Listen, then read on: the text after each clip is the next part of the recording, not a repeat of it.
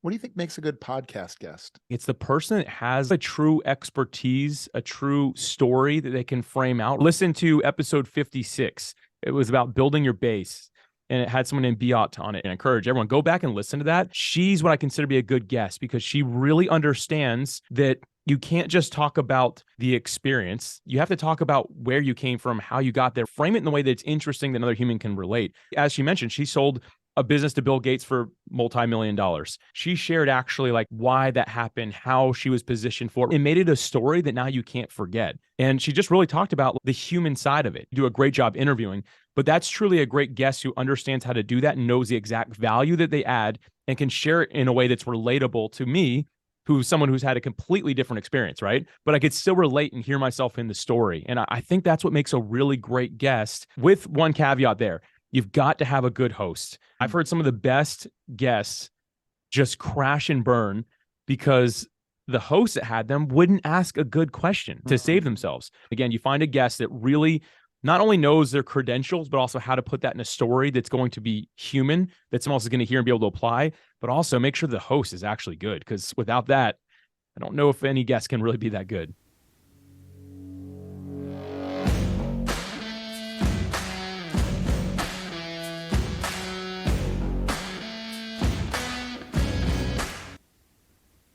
Welcome to the Spear and Clover podcast, the show where military mindset meets the spirit of the puppy. I'm your host, Jason Skisick, the entrepreneurial evangelist, and each week I bring you the stories of visionaries who see the world as it could be and can't help but take action. Don't forget the conversation continues at our brand new free Facebook group, Dynasty Builders, where you'll have access to free courses, daily live trainings, and Q&As, as well as money-making tactics you can plug and play in your business right away. The group is located on Facebook, and the link will be in the show notes below. When someone creates something undeniably great, something that touches the lives of many people, their name often becomes synonymous with their company. We think of Henry Ford, we think of Steve Jobs, we think of Elon, we think of both Ben and Jerry. These folks not only built big, successful companies, but they did it while having an indelible impression on their unique character and values on the products and services they produced. They had an idea that became a business, and then, whether by necessity or by choice, each of them became the living embodiment of their life's mission. Today's guest is, in my opinion, one of these people. His company, PodPros, is responsible through its various platforms like Podmatch and PodTalks for empowering literally thousands of podcasters to express themselves and chase their dreams through his beautiful and liberating art form. Through this beautiful and liberating art form. But like those names I mentioned earlier, you cannot talk about podcasting, guesting, or the podcast community at large without hearing the name Alex Sanfilippo. Alex and his wife, Alicia, have become the charismatic central leaders of a massive tribe of podcasters, a group defined by their independence. And as you will soon see, he's done it while remaining humble, kind, and giving of himself. Today, I hope to learn how Alex heard the call, and maybe more interestingly, how he's been able to make living up to it look so damn easy. Please welcome my friend, Alex Sanfilippo. Alex, how are you, brother? Jason, I'm doing great. Thank you for that introduction. I mean, those names that you mentioned, me being on that list, I mean, man, absolutely honored and so glad to be here with you today. Yeah, man, I would definitely slot you somewhere between Steve Jobs and Ben and Jerry for sure. Somewhere in the middle there. Yeah, thank you. I appreciate it. Somewhere between, that's ice cream, right? So yeah, thank you. So my first question, and the one that I've been thinking about a lot, is sort of, I alluded to it in my intro, and that is, we get into podcasting for independence and this kind of libertarian pursuit of being heard. How have you managed to bring together a community full of such independent people? It took me a while to figure out how to do that.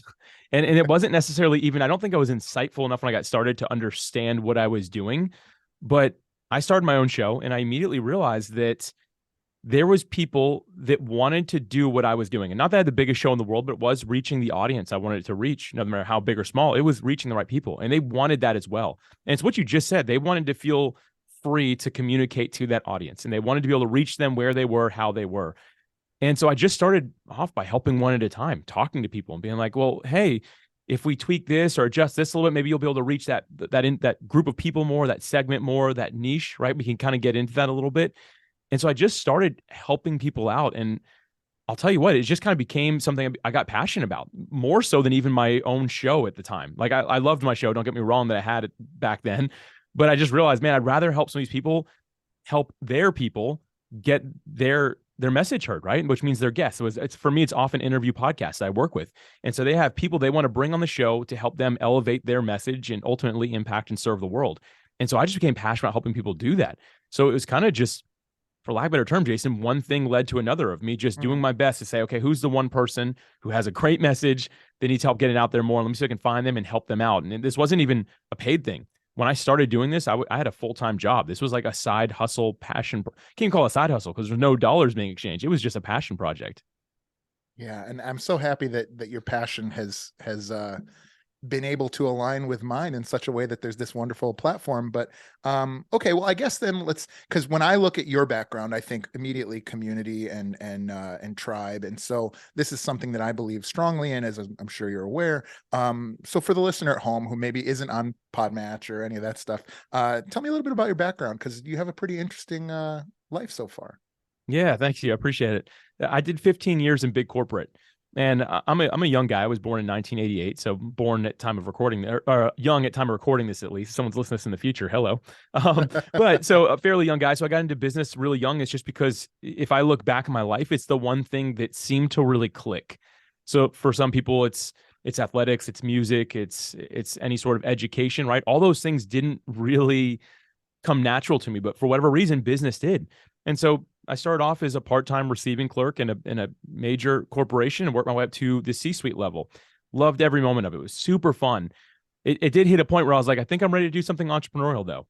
And so my background, again, like being the 15 years big business and then moving into what became podcasting. But it was an interesting journey. That's kind of like my flow. And what I was doing is I was running at the height of it, right? When I hit the C-suite level, I was working in an aerospace company, which, disclaimer for everybody here, I wasn't an astronaut, skydiver, or fighter pilot. Like everyone always assumes it's something fun, right? Most people that work in aerospace focus below the atmosphere on some sort of support role. So I was at a company that manufactured aircraft parts, and I ran the commercial operations division of the company. So I had 5 departments that I was overseeing and just helping each of these departments figure out how to streamline processes and increase profit margins. It was basically what I sat around and did. And for whatever reason, even as a young guy, that stuff just made sense to me.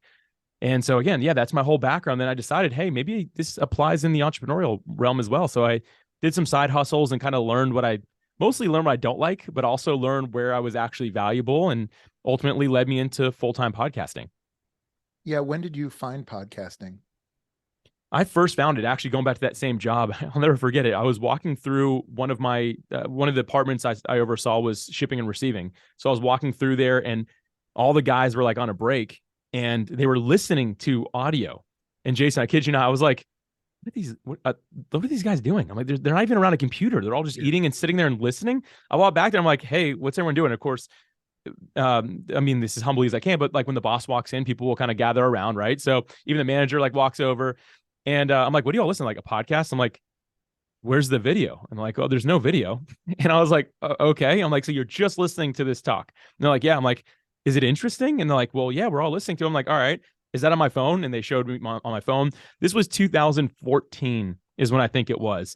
And I want to say it was Joe Rogan is what they were listening to. So I immediately like walked back to my, I was on a different floor. So I was like going back over there and like looked at my phone and pulled out some earbuds and just started listening. I'm like, this is me just listening to people talk. I'm like, how interesting. That was my introduction to podcasting from a listenership standpoint. It was years later that I decided to give it a shot for myself, but I started off as a listener a little late, because if you think about it, it started in 2004. So I'm 10 years after it started. I had never even heard the word before. Yeah, it took a long time. I grew up listening to talk radio. My bus driver every day on the bus would listen to talk radio, and then it was audiobooks when I was deployed to Iraq. Did you have any experience like that? Were you a spoken word guy already, or? My dad, I can remember he was like super into political radio, and I don't even know if he like had a side necessarily. It was just, if it was people arguing about politics, he was in. And so same thing, if I was in the car with my dad as a kid, I can remember we were listening to all these guys that sound like they were just drinking and yelling at each other, which was interesting. But that was my only introduction. Past that, no, nothing else. I was always more of like a work. And then like when I was a kid, I was playing video games. So there wasn't a lot of that in my life. What do you think makes a good podcast guest? Yeah. A podcast guest, I'm telling you what, like it's the person that has like, they have a true expertise, a true story that they can frame out, right? And actually to just mention somebody that I thought was great, because I've been listening to your show. Mm-hmm. I listened to episode 56. It was about building your base, and it had someone named Biot on it. And it came out January 30th, 2023. And I encourage everyone, go back and listen to that. She's what I consider to be a good guest, because she really understands that you can't just talk about the experience, because we all get so engraved in it, right? But you have to talk about where you came from, how you got there, right? Frame it in a way that it's interesting, that another human can relate. Because she, as she mentioned, she sold a business to Bill Gates for multi-million dollars. We hear that, we're like, cool. She shared actually like why that happened, how she was positioned for it, right? And made it a story that now you can't forget. And she just really talked about like the human side of it. And there, I know I'm like ranting on one of your own guests, right? But you do a great job interviewing. But that's truly a great guest who understands how to do that and knows the exact value that they add and can share it in a way that's relatable to me, who's someone who's had a completely different experience, right? Her being a single mom, me being a guy who has a business, right? Like, but I could still relate and hear myself in the story. And I think that's what makes a really great guest, with one caveat there. You've got to have a good host. I've heard some of the best guests just crash and burn because the host that had them wouldn't ask a good question, like to save themselves. Like I could tee it up like this, Jason. I could be like, yeah, and there was only one thing that made the difference in my my aerospace career of 15 years. There's one thing that really set it apart. And you'd be like, wow, that's great, Alex. So I wanted to ask you about, and just take it off topic. Or they right? read you the questions that you put. Oh, right. Yeah. Wow, yeah. Alex, that's an amazing story. Next question in my head, like as a listener, because I've heard that so many times. I'm like, wait. We don't want to know the one thing that was going to get shared there. Like, how do we not want to know that? And so I know I'm sharing a lot with this point, but it's so important. Again, you find a guest that really not only knows their credentials, but also how to put that in a story that's going to be human, that someone else is going to hear and be able to apply, but also make sure the host is actually good. Because without that, I don't know if any guest can really be that good. Yeah. First of all, shout out to Beata Chalette. She's an unbelievable force of nature and an inspiration and a good friend. If you're interested in strategy, she pretty much owns the word strategy, as far as I can tell. I looked in the dictionary. She does. Her picture's right next to it in the dictionary. But I want to react to the thing you're talking about being a good podcast guest, as well as sort of being an insightful host. And I think at its when podcasting is good, it's a conversation between me and you. And maybe there's some information that I have or some preparation that I'll get to, but it's me and you. But I think where it gets great, especially from a hosting perspective, is when it's a 3-person conversation. It's me and you, but it's also me acting on behalf of the fly on the wall, right? Because I think it's easy for people like me and you right now to forget that it's not just us. It's me and you who have a lot of shared knowledge and some background and have spoken about people that we mutually know. And then that other person who's sitting in the car. And I think taking that person on the journey is so much easier using this art form of story, which is sort of something we've been evolved to really understand and easily remember and follow. And so you talked about her using the concepts of story, but how do you start that process, that meta-analysis of figuring out what your story should be in order to connect with the people you're trying to reach? Yeah, first off, what you just said was extremely insightful. Like a great podcast is you and me having just a conversation, not you interviewing me or dissecting me, right? In some podcasts, that's what they make it up with, but also remembering someone is supposed to be listening to this, right? Yeah. Like we are serving somebody by this. And a lot of people just pull them right out of the conversation. Like example real quick, and I know I'm answering the wrong question here, but I got to mention this. If it's an audio podcast and it's not like produced for YouTube, if I'm like, hey, what did you just take a sip of? Oh, that's a cool mug. Now we're telling the person who's listening to it in the car that, hey, you're not really welcome in this conversation because you don't know what we're talking about anymore. Yeah. And I find that to be a problem. And just so everyone knows, right when I said that, Jason did take a sip out of a really cool looking mug. But the thing is, if you're audio, that doesn't matter, right? So I think what you said there is just so important. There's really those 3 elements to it. So going back to the idea of story, though, to really get into that, it takes a little bit of reps. It takes a little practice, like as a guest or a host, like either side that's going to do some storytelling. And there's some people that have some great frameworks out there. I'm not going to try to teach that framework or anything like that. But what I have found that works well for me is taking my phone, putting it in the windowsill, and recording myself saying, Alex, you got 2 minutes and you need to share a story about X in your life.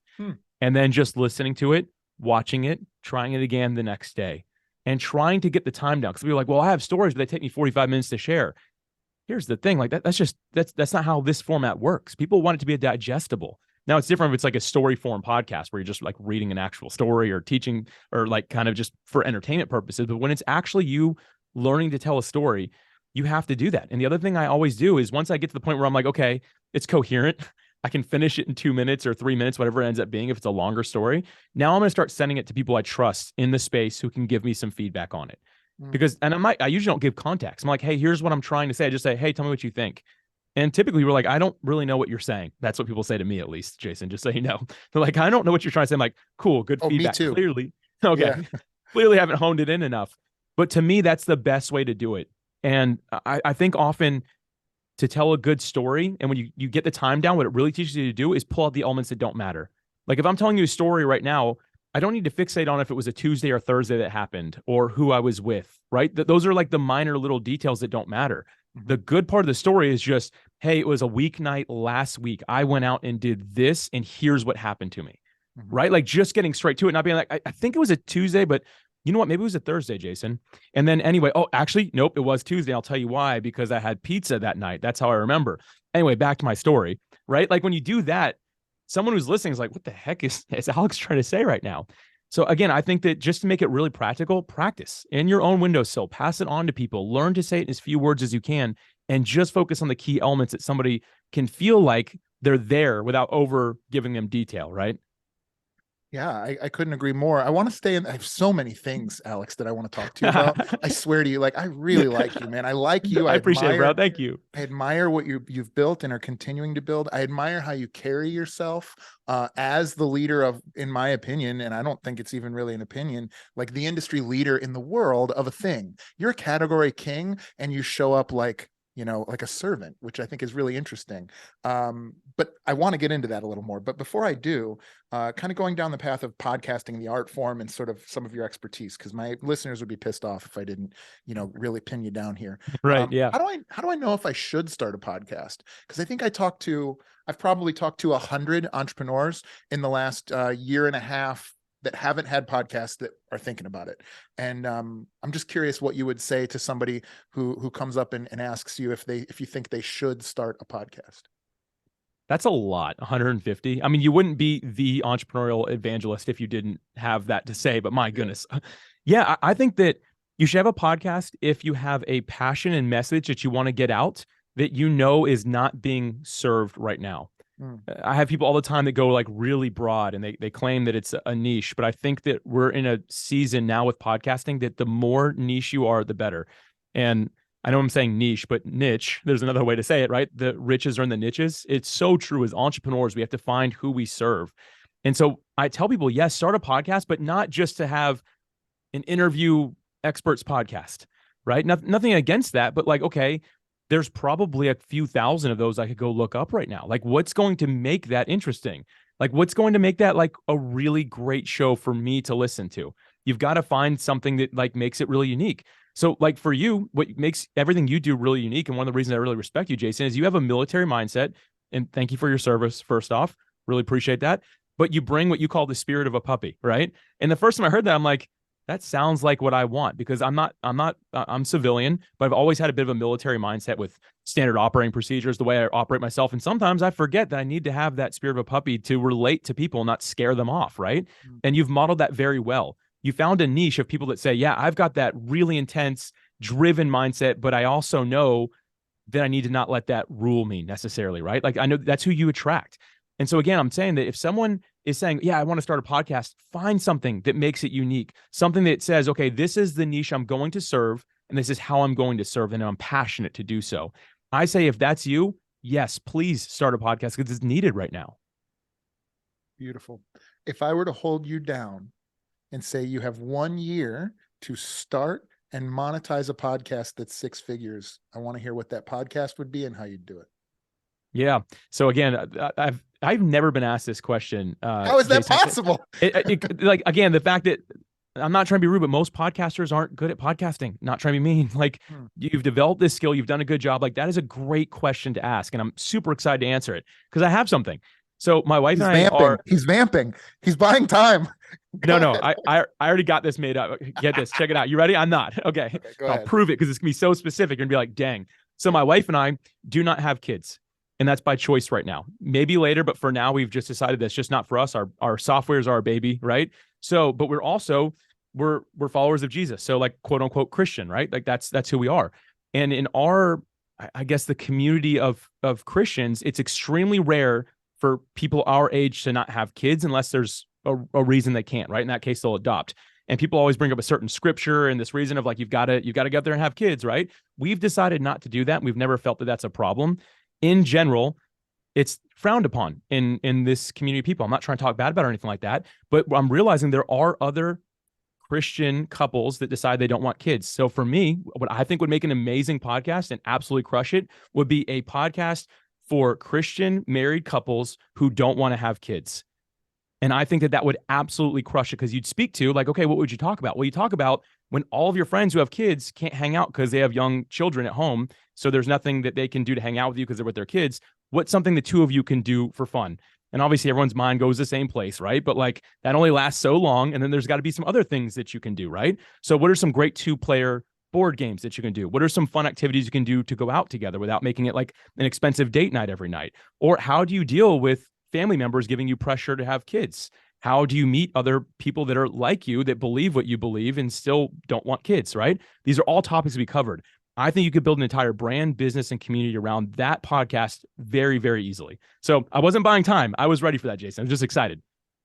Walking together alone with Christ. What would you call that? I don't know. People always call us dinks. Have you ever heard that term? Have you heard dinks before? No. Dual income, no kids. Yeah, I've heard that. So I was like, you just call this podcast Christian Dinks and you're good to go. I would never actually name it that, but like, you think it's okay. I don't know. I think that's okay. I think consult your clergy, I guess. But right. Let me tell you why I think that answer was just brilliant from top to bottom. By the way, if you're listening, this is just going to be mutual appreciation hour. And so if you're not into that, then tune out. But the brilliance of that was, number one, you were prepared and you gave me this really awesome thing that clearly you've thought about. But number two, the people you're describing have the free time and free money to actually engage and build a brand and come to summits and go on cruises and do all the cool stuff that would come out of that. You found my brand. Secret sauce. There it is. That's brilliant, man. I gotta shift my avatar a little bit. Yeah. I love it. And there's a virtue system built in. It's fantastic. Yeah. So, in the beginning, when I was writing this, I was getting a little emotional reading it because I actually believe that. When I write these intros, I really believe them.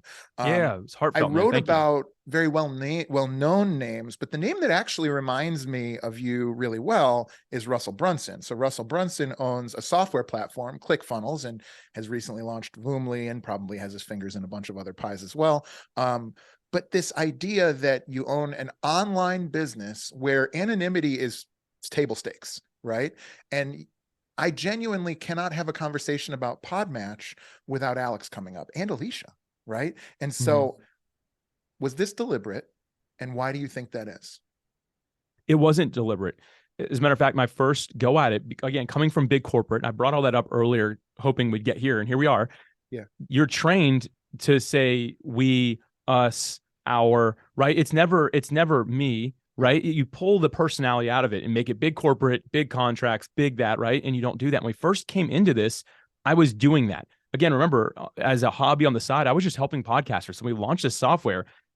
Overnight, we went from helping maybe 3 people a week. That's all I really had time to do, to over 1,000 people just in the first couple of weeks. Wow. And immediately I saw the need for a human element because these individuals were not being treated like humans. And I saw that right away. And I'll tell you what, from a core belief standpoint, as seeking to be someone who can serve other people, I was like, man, I'm trying to be really professional, right? But I'm not actually helping people or meeting them where they are. Because this is just an individual who's saying, Alex, I just need help keeping my podcast going. Not, oh, cool, this big company is going to help me do this, right?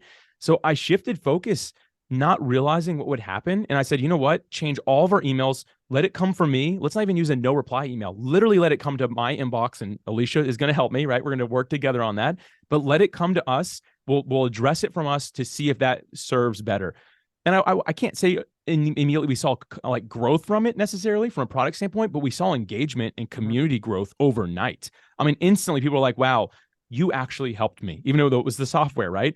It still had our names tied to it. So initially, no, we didn't plan on doing that. As a matter of fact, I was really against becoming some sort of quote unquote influencer in the space. Like I didn't want a celebrity tied to my name. Still to this day, that is not my primary objective. It is to serve people. And I just found the best way to do that is to actually put our names into what we do. And so people know, hey, if you're hearing from Alex and Alicia, they're real people and they are actually here to help and they actually care. And so that's the agenda behind using that. But I didn't know how powerful that would be. I really didn't know what I was getting myself into, for lack of a better term. Yeah, I know you spent one thing real quick. Back in the old days of CrossFit, I don't know if you're familiar with that culture at all, but there's a guy named Bill Henninger that owns a company called Rogue. Rogue now has become the biggest equipment supplier in the country. By the way, shout out to Bill Henninger. I would love to have Bill on the phone on the show. So if you know him, hit him up, share this with him. He would be on the CrossFit forum answering questions personally. Him and his wife both would be answering questions personally. And this is back when they were like buying Chinese dumbbells and getting them shipped over. They're welding the infinity rigs for these gyms like in their own shop. And I don't know Bill well. I've met him. I'm certain he doesn't know who I am. But it was just unbelievable to watch him be like, and it wasn't, and I feel this way about my gym. My gym didn't have the scale that either of you guys have, but well, this is the thing that I'm doing with my life. Why wouldn't I be the face of it when there's a problem or a question or something that arises? And I just think so many people are so insular that they don't see that that's a feature and a benefit, not a cost, right? Yeah, a lot of people actually in the space, if you will, like I hate using the word competition because podcasting is growing so fast. We're more co-educators right now, is what like all the companies are in the space. We're showing people this exists to help you. But we, to my knowledge, we're the only one that's accessible. And I make sure I have good boundaries so I don't jump on a call every time somebody wants something, right? Like I'm not just spreading myself so thin. I'm not up at 10 p.m. like responding to stuff, right? I'm not doing all that. But if you email me saying, hey, I really need to reach Alex, you're going to reach Alex. And again, nothing against these other companies, but none of them have a way to even contact them. And they've openly stated, like on interviews, I make it really hard for people to talk to me so that I can focus on building out the product. And I get what they're saying, but the truth is we've built out our product based off of the conversations we had with people that use the product. And we've both seen this happen. You've seen companies that have grown to be massive that lose touch with their avatar, their ideal customer, who they serve. And eventually they're not even supplying what anyone ever asked them for because they built a wall between them and the people and just said, pay us, use it, and leave us alone. We'll keep on building it. The truth is, if you're in the weeds sometimes, for lack of a better term, with those people, you know if you're building the right or wrong direction. And without that, sometimes you can't tell if you're even building the right thing. So for me, I've made the commitment to always be available when it's important. Like I have time scheduled for it, right? So it's not 24/7, but I call this doing things that won't scale. Within the day, in a given hour, I can talk to 3 people. That's all I will ever be able to do. I'll never be able to figure out how to talk to 100 people in an hour, right? Like, and there's some things you could do with group and stuff like that, but we found what works the best to give us the information we need to be able to serve the people at the highest level. And we've stuck with it. And we just do those things that don't scale. And then when we're in our time of when we're building things out, we've just learned to get extremely efficient. So we still have time to sleep, time to eat, time to do things outside of work. So we can boost our creativity while we're back in it. Yeah, that's amazing. When I was still running a brick and mortar gym, I found that when we had really reached cruising altitude and we're doing very, very well, I became obsessed with 4-star reviews. I think there's like so much information to get from somebody who wants to give you a 5-star, but has like a good reason to give you a 4-star. Like that just skims really good information right off the top. So you're describing the life of a very regimented and committed and devoted person. No surprise that you don't have kids yet. Talk me through what's a day in the life for Alex.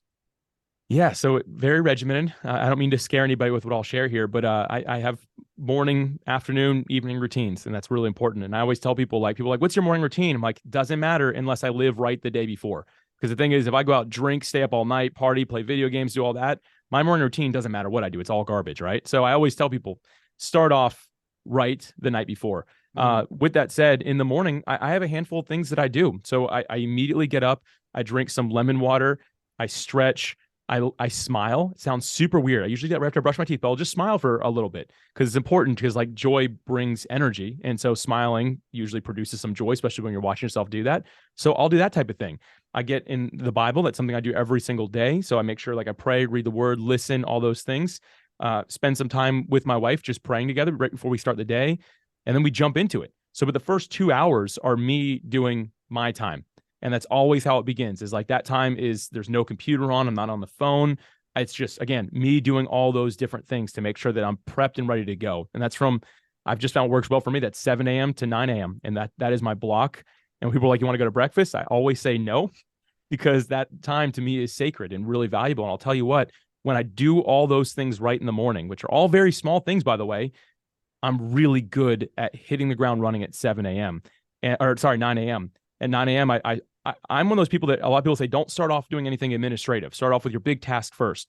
And I did that for a while, but I always found in the back of my mind, I was worried subconsciously about, okay, what's my inbox look like? So maybe not a best practice, but for me, it works really well. I spend 30 minutes doing it I just call it an administrative sprint. I set an alarm. I have exactly 30 minutes to knock out as much as I can. In that 30 minutes, I usually can't get it all done, but I at least know everything that's going on. So when I shut it down, I'm not like, oh man, I wonder what's happening. No, I already know. So now until my lunch break, which starts at noon, I'm now working really hard on a big project. And that gives me about 2 hours to do that.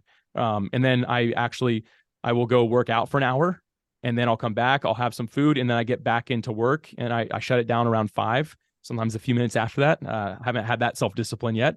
And then I'm into my time with my wife, my time with friends, time just to do whatever we like, and then in bed by 11 and start it over the next day. Yeah, I think that's great. The thing that I took away most from that is something that I very much identify with, and that is it's not so much what you're doing as much as it's what you're not doing and saying no to. And I think people that I don't know who would be the originator of this, but people we both respect have already said, your success is going to be more defined by what you say no to than what you say yes to. I can only imagine the amount of things you've had the opportunities, the very, very real opportunities that you've had to say no to. Number one, how do you do that? And number two, like, how do you know when it's time to say yes? First off, as a person who doesn't like to let people down, I'm naturally a person who doesn't like confrontation. Yeah, you and me both, right? Me and Jason are raising our hands right now saying, yep, that's us, right? Look at him narrating through for the audio listeners at home. There you go. You know it. Audio first. That's my heart. Yes, sir. So I've had to learn to get the self-discipline to always say it's a no before it's a yes. So no matter what, right when someone starts talking in my head, even if it's like, hey, Alex, I just want to give you $1 million, my first thought is no, right? Like I've just had to train myself to do that. So people are like, that's very negative. No, I don't think so. I think it's just realistic because 1,000 opportunities come all of our ways every single day. And I just know that if I tell people no, I can keep on doing what I know and have proven works, and also continue to serve the people that I'm supposed to serve. Now, my mind can be changed, right? So I'll initially say no, but I'm like, okay, but let's chat about it. But I won't jump on calls to figure out how we can collaborate. I don't do a lot of like building new things. I actually tell people like, hey, won't get on a call, but if you can pitch it to me via video, via email, I will take a look at it. But just know I'm not going to build anything new. I'm not going to start anything new, and I'm not going to adjust anything we have existing. And I encourage you to do the same. And sometimes people get really offended like that. But I have a great product idea. It's an idea for an app. Take us 3 years to build. It's going to be great. I'm like, listen, like they fail enough on their own, much less somebody I don't know, right? Like, and so again, not trying to be negative, but I know who I serve. And because I'm grounded in that, I know that my focus has to be on them. Something that I picked up from actually Amazon, Jeff Bezos is the first person I saw to do this. When his internal departments were pitching ideas, they think about it, very creative people go to work there, especially years ago, right? So he came up with the idea of, hey, we're starting with a press release. So when someone tells me, Alex, I'm really serious, and they're actually like legit, and I'm like, okay, you've really got something. I tell them, start with a press release. Tell me what we're going to tell people about how this is going to serve them. And even some of the best are like, oh, I don't think I can do that. And I just say, listen, if we don't know how this is going to help someone, why are we wasting our time even trying to build it or talk about the collaborative opportunity? Because we don't know how it's going to help somebody. Now, if someone clearly gives me a press release and I'm like, dang, that aligns with everything I'm already doing and serving, let's explore that a little bit further. But again, initially, it's going to be a no. And unless you can bring something to the table that shows me the value it's going to bring to the people that I know I can serve, then again, I can't really pursue that. And I've just had to learn to be uncomfortable, but say no anyway. Yeah, I think that press release is probably worth worth the cost of admission, which is nothing for this podcast, because to me that was something I've never heard before, and it just immediately on its face makes so much sense. So I think maybe if I had to distill it down, I know I'm lingering here, but you're so interesting to me, because I know so many entrepreneurs, and almost all of them have what we always describe as shiny object syndrome, and some of them mitigate it and some of them don't. It almost feels like you don't have that. Do you have it and you just have become disciplined enough to mitigate it, or is it something that you don't really identify with? Well, I'll share a quick story. There was one day, Jason, about 3 years ago, where I woke up and realized I had 25 calls scheduled in one day. Oof. 25 calls. And I got through the last one. And the first 24 were video conference calls. So we were watching each other talking, right? The last one was a phone call because I needed to drive to go help a friend move. I'm a major extrovert. Like, being around people is great for me. I got off that call right when I parked at my friend's place. I was about to help move, put down the phone, and what came out of my mouth was, man, I hope that one of those calls, just one of them, goes somewhere. And in that moment, it's like something in my brain punched my brain and said, what the heck? Why are you getting on calls, wasting all this time, not talking to people you serve, not knowing if it's going to go somewhere? I think that I'm recovered from having this shiny object syndrome by getting burnout from it. And now and some people say this makes me a bit of like maybe not the best entrepreneur, but I won't even try out new tools. I'll wait for someone else to prove it. People are like, oh, you're not an early adopter. I'm like, no, I'm not. I don't want to spend the time learning it. Prove it for me, make it simple, build me a tool that automates it, and then I will jump on it if it makes sense. And the thing is, I don't even really get the shiny objects don't even attract me anymore. And I can't tell you why, than the fact that I truly think I got burnt out from it. So, and I don't recommend that outlook, but yes, I guess it takes a little bit of self-discipline. The truth is, my business in every way and personal life are thriving more because I don't give into that. Because let's face it, I'm in the creator economy. Every day something new comes out. And if I was to explore those new things every day, I would never get anything done. Yeah, the other thing I would add is, and I've felt this to some extent, and I'm sure you feel it more, is as your thing gets momentum and mass, it has inertia. And when it has inertia, it becomes more important to keep it doing what it's doing than it does to build it to some different level. And so I can very much identify with that, where like I was willing to try anything until I found real meaningful, lasting success. And then it was like, oh, well, I don't want to try anything now, because now it's actually like fun to be here. So I can identify with that for sure. Of all entrepreneurs I know, you're probably the only one I can think of who seems to be a born entrepreneur. Like, every answer you're giving me, it like checks the box. Like, I feel like I could give you the personality test. And you made it 15 years in corporate. What did that feel like to you? Did it feel like you were looking over a fence, or did you not even think about it? The thing is, with that company, the first 12 years I was there, it was privately owned. And this has now been coined, but I felt like an entrepreneur working inside of an organization. Mm-hmm. People have coined that intrapreneur, I think is the term that people use. Mm-hmm. And so for me, I was able to flex a lot of my creative muscles along the way, right? Like, the company was scaling. And when I started, it was a multi-million-dollar company. But when I left, it was a publicly traded multi-billion-dollar company. Wow. And the thing is, at year 13 is when we went public, and then you have a board, you have shareholders. And I'll never forget, there was one time, Jason, where I reported directly to the CEO, and one of my divisions of the company had saved a full 10% on their profit. Like, they made an extra 10%, which is huge in a giant company, right? In my head, I kicked down his door, put my feet on his desk, lit up a cigar, and had my scotch in their hand, and was like, yo, what's up, man? In reality, knocked on his door, sir, can I come in? Right? Is probably how it really went. But I sat there and I told him, and he's like, yeah, I saw it. But I felt in his voice that it was like aggravation. And I was like, well, we saved that 10%, not spent more. He's like, no, I know. He's like, we didn't tell the shareholders what was going on. We could have been selling stocks at higher levels. And there's a few people that are really unhappy about this not being talked about before it all happened.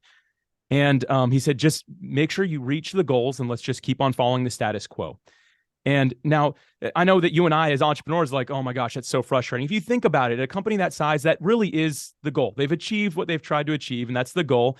But I was walking back to my office, And it's not a far walk, but it felt like I was walking for an hour. And in my head, I knew it was time to leave. And for the first time ever, I felt like I was actually stuck. Now, obviously, there was years between that. And that's when I decided to start side hustles and trying things. I didn't put a lot of pressure on myself. I had fun with it. And I'll say this, till the last day I was there, I gave it my all, because I believe the way you end one season is the way you begin the next. I wanted to leave on a good foot so I could start my next thing on a good foot. And I did. And I left on really great terms with the company. I'll always cherish and remember that 15 years. But what made me decide it's time for entrepreneurship full time was not being able to flex that muscle at all anymore. And because of that, I was able to move into what I do now. Wow. Well, Alex, I could talk to you literally all day, but out of respect to your calendar, and I know you do your best not to say no if you could. I want to move on to the two questions that I ask everybody that comes on the show. Are you ready? Do it. All right. Question number one. If you had access to unlimited financial capital, how would you profitably grow your current businesses? So real quick disclaimer, I listened to your podcast, but I purposely didn't write anything down because I'm like, I still want it to be natural because you have such a good job with this. You do such a good job with it. The way that I would like to grow my business is because I currently don't do any sort of paid advertising or anything like that. The first thing I do is do my best to capitalize on the searches. So through Google's, Bing's of the world and stuff like that, of people that are looking for how to actually find guests for their podcast or be a guest on podcast. I would do my best to own that market of things. Because again, I don't do any of that right now. We're probably leaving a lot on the table for that. That'd be the first thing. The second thing I do is I'd invest heavily in helping podcasters find a true path toward success. Because I think we talked about it a little bit earlier, but there's so many podcasts that just don't make it because they're not good, right? And I'm not trying to be mean, but like they start a show, 6 months later, they got nothing, they just stop. But if there was some proper education happening along the way, perhaps they could make it to being a really great show. I would love to invest a lot to figure out that exact formula for getting people from A to Z and make sure I get it in front of them almost the day they start. Hey, welcome to the industry. You're brand new. Enroll in this and get started. And I don't think that's a course. I think it's something that's interactive that helps them along the way, which I think would take some capital and some true building it out. But that's really what I would go after are those things. So again, owning the market from a search standpoint and stuff like that, no matter where you are, and then really being the solution to these independent podcasters that want to help make the world a better place and give them a path to actually make that a reality. Beautiful. Question number two. If you had to give it all up and start something totally new from scratch that you've never done before, including ministries, what would that be? What do you think you would do? Well, I was going to say my podcast, but the one we talked about earlier, my idea. Yeah. I think I'd actually really like to get into trying to serve the education field in the United States. And I live in Jacksonville, Florida, part of the United States of America. For me growing up, as like you said, like I really, from a young age, I started selling used golf balls when I was 10 years old. Like that's just how my brain worked. I was terrible at school all the way through, but people look at me now like, how? I'm like, the system just wasn't built in a way that worked with my personality. And I felt like a failure all the way through middle school, all the way through high school. I felt like I could never do anything right. And I was a mess. In reality, I wasn't. I actually made it really well as an adult, a functioning adult, even without getting anything better than a C ever in my life. And I was trying. I think that there's a lot of room to bring the personality of the individual. So the entrepreneurs into one group, the people that do like to learn and study, right? Helping them figure out how they can actually be formed into a functional adult that's going to make the future of this world a better place.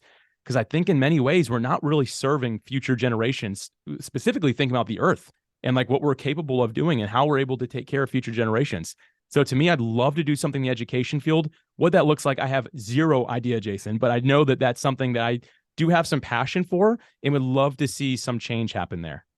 It's funny, man, because, and I try not to give too much feedback on the questions just so it doesn't ruin future answers, but the people that have given the most successful people on the show, and then even my personal life, the people that I respect the most, they give me two answers to that question in real life or on the podcast. It's either one, I want to sit on a beach and do nothing. Like if I'd rent surfboards. Like it's just, I'm so focused on the thing that I'm doing that if I was to do anything else, it would be like, taking people up a mountain, for tour guiding.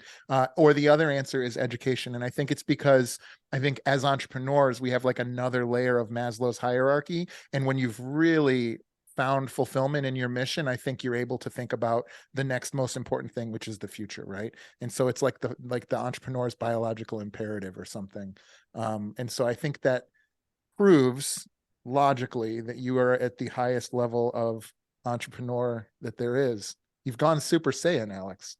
Man, that was super insightful. I am so glad you actually added that instead of just saying thanks for being here. That for me was helpful. Thank you.